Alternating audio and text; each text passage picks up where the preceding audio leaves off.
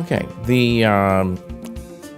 if health disparities has really brought us to a greater recognition of gender and ethnicity issues, and that's something that national health goals have begun to focus on more and more. And we see huge disparities, significant rates of obesity in the African American, Latino, and American Indian communities, significant also amongst women.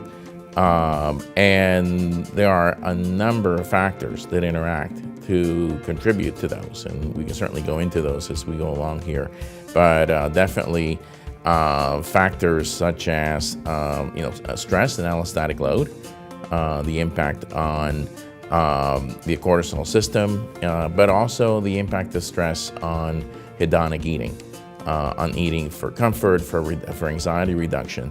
But also some of the changes in the traditional diets of many of our diverse communities, and some of the composition of those diets that actually fit with their reward system, fit with their caloric needs, and now that progressively being shifted with assimilation and acculturation to some more processed foods, higher calorie diets, larger portions that have essentially contributed to major health problems in our diverse communities.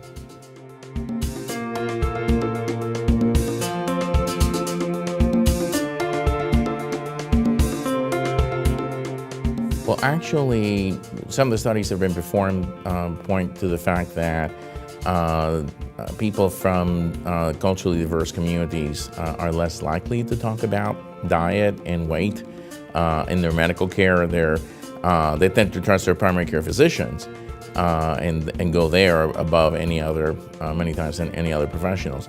But it's not a topic they feel comfortable talking about. It's not comfortable their physicians feel comfortable talking about. And so the presentation can be quite insidious and progressive. But many times the presentation, because of sometimes lack of access in healthcare and some of those barriers, it's at the I guess you say the very, very extreme points where you're talking about morbid obesity, where you're talking about complications like diabetes and hypertension and lipid disorders. So and also with children, I mean, they have major problems with obesity amongst diverse populations of children, and many times when those children present, they present in more the extreme severe states.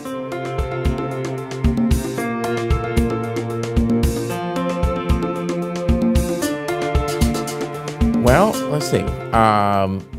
With African Americans, we certainly know that there are not only significant stress factors from chronic discrimination, margination, but also there may even be genetic factors.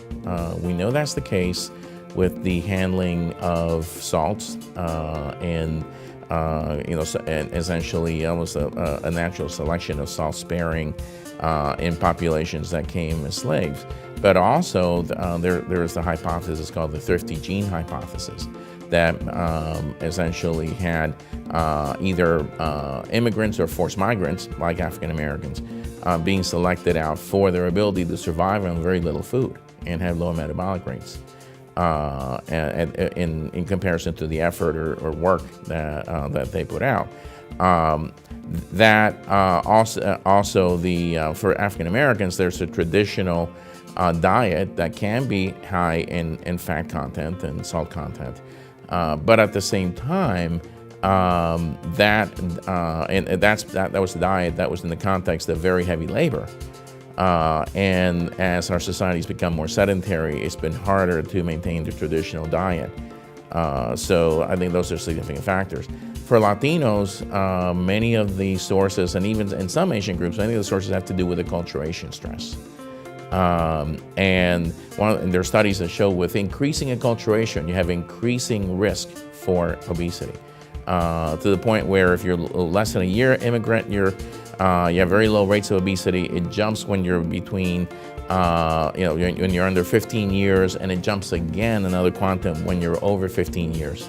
And factors that, such as, again, the allostatic growth of acculturation stress, migration from traditional foods to processed foods, sometimes even the use of traditional foods to both maintain the culture alive, but also not accounting for the fact that physical expenditure of work and calories is not as high.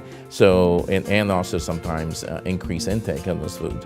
So those also being used not only because of the cultural symbolism, but also because of the comfort and anxiety reduction aspect of it.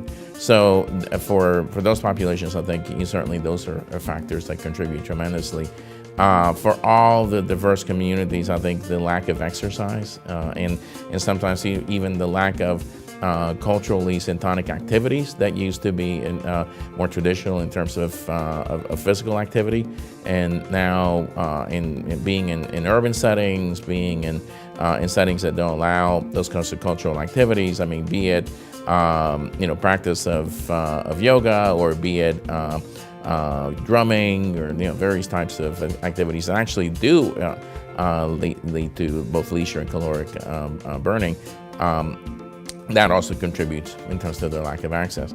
American Indians have had a particularly tough road to hoe because of the stress of living on the reservation, a major transition away from traditional diet, which is actually fairly healthy, but moving then more to again, processed foods and high meat contents rather than more vegetarian, and as well the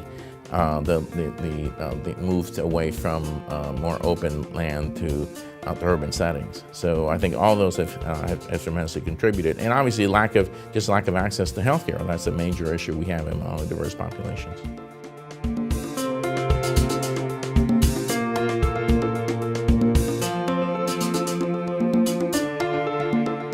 Well, my work with young people, I think, certainly has some similarities to the approach that I've heard about at Wellspring. The use of cognitive behavioral therapy certainly makes a lot of sense in terms of dealing with stress, anxiety reduction, and focus on adaptive coping strategies other than the use of food, the use of mindfulness for improved mindfulness eating. The focus on meaningful physical activity. My one caution would be that all those have to be adapted for the unique perspectives of each diverse group. And much as we've gotten in our quotes homogenized American culture of having this kind of standard American diet, one of the things I think we need to look at is how can we adapt this model to be more specific in addressing some of the needs of particular ethnic and racial groups.